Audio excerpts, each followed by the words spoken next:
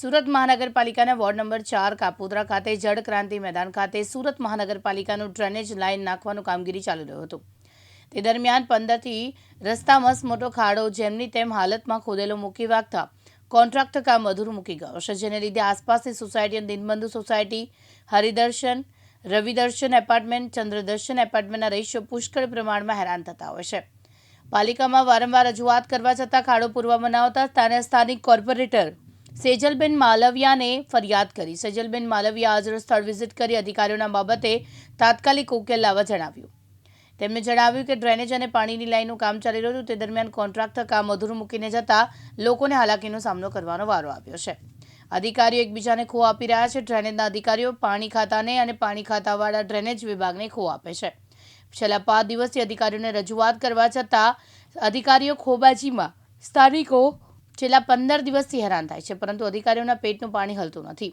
રવિવારે મોટી સંખ્યામાં સ્થાનિકો એકઠા થયા અને અધિકારીઓના કાન સુધી વાત પહોંચાડવા કોર્પોરેટર સેજલબેન તેમજ આમ આદમી પાર્ટીના વોર્ડ નંબર 4 પ્રમુખ રવિ કળથિયા દ્વારા ખાડામાં બેસી વિરોધ દર્શાવ્યો હતો।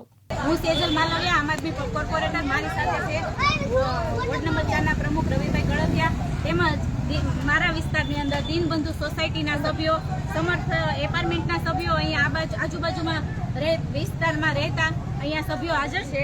મારા વિસ્તારની અંદર દિનબંધુ સોસાયટીમાં ગટર લાઈન નખાણી છે, પાણીની લાઈન નખાણી છે। ત્યાં અહીંયા 15 થી 20 દિવસ અહીંયા મોટો ખાડો ખોદવામાં આવ્યો છે। ત્યાં ગટરનું પાણી અને પાણીનું ડ્રેનેજનું પાણી બધું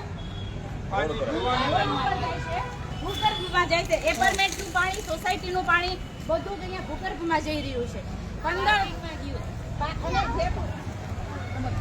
એપાર્ટમેન્ટ છે, એ પાર્કિંગમાં બધું અંદર ભરાય છે પાણી।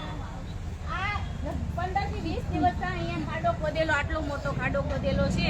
અહીંયા અધિકારીઓને કોઈને કામ કરવામાં જરા પણ રસ નથી। સ્થાનિક લોકો કેટલી વાર ફરિયાદ કરે છે, મેં 4 દિવસથી એક ધારી સતત ફરિયાદ કરું છું, અહીંયા કોઈ આવતું નથી। અહીંયા કોઈને કામ કરવામાં જરા પણ રસ નથી। આ એપાર્ટમેન્ટમાં ખૂબ મચ્છર થયા છે, ત્યાં અંદર એપાર્ટમેન્ટની અંદર પાણી ભરાયેલું છે। સ્થાનિક લોકો હેરાન ખૂબ થાય છે, પણ અહીંયા અધિકારીઓ એકબીજાને ખો દેવા સિવાય કઈ કામગીરી કરતા નથી। ડ્રેનેજ વાળા પાણીવાળાને ખો દે છે, પાણીવાળા ડ્રેનેજ વાળાને ખો દે છે। હું લાઈવના માધ્યમથી કહેવા માંગુ છું કે તમારે અધિકારીઓને કામ કરવામાં રસ છે કે નહીં? કમિશનરને તો કામ કરવામાં જરા પણ રસ નથી।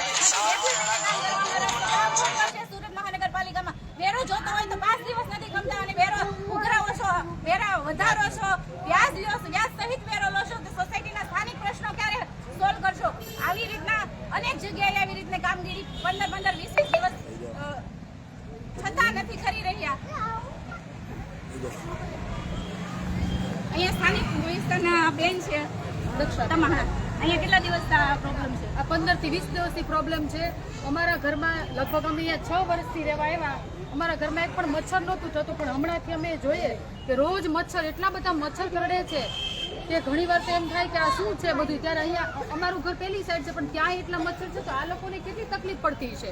તો કોર્પોરેટરે સમજવું જોઈએ કે આ અધિકારીઓએ સમજવું જોઈએ કે આ બધું કામ તાત્કાલિક ધોરણે થવું જોઈએ। ઇવન આ લોકોને બી કેટલી તકલીફ પડતી છે, બાળકો સ્કૂલે જતા હોય, જ્યારે આપણે મત લેવાનો હોય તો તાત્કાલિક ધોરણે કહીએ છીએ અમે તમારું આ કામ કરીશું, તે કામ કરીશું। શું થાય છે આ કામ?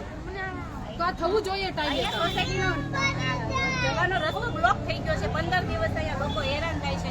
જો અહીંયા બાળકોને સ્કૂલે મૂકવા જવું હોય તો કઈ રીતના જઈ શકે? આ 15-20 દિવસ અહીંયા આ પરિસ્થિતિ છે। ઝોનના અધિકારીઓને કામ કરવામાં જરા પણ રસ નથી। અમે અનેક વાર રજૂઆત કરીએ છીએ, ત્યાર પછી સ્થાનિક સભ્યો રજૂઆત કરશે।